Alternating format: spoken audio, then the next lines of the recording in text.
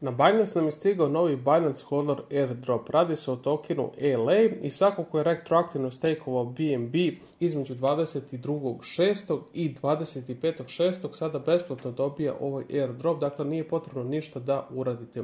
Ukoliko scrollujemo dole vidimo malo i tokenomiku, dakle milijardu ELA tokena.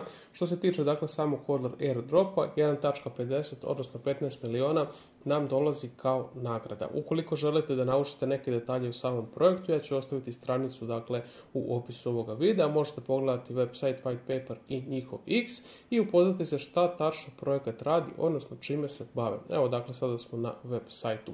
A što se tiče detalja kako možete dobijati i buduće ovakve airdropove, potrebno je dakle da odete na vaš Binance nalog, naravno da se ulogujete, ukoliko nemate možete posjetiti link iz opisa ovoga videa kako bi napravili nalog sa popustom i nakon toga otići na sekciju Earn i na Simple Earn.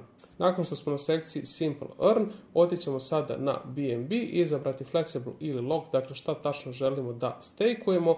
Ukoliko izaberete Flexible, možete izvaditi BNB kad god vi želite. Locked je da vaš BNB ostaje zaključen na određen vremenski period, ali dobijete samim tim i veći procenat. U suštini ovo nije toliko bitno, samo dakle idemo na subscribe, odaberite količinu BNB-a i stakujte. Evo dakle to su svi detalji kako možete dobiti sve buduće airdropove na Binance Hodleru.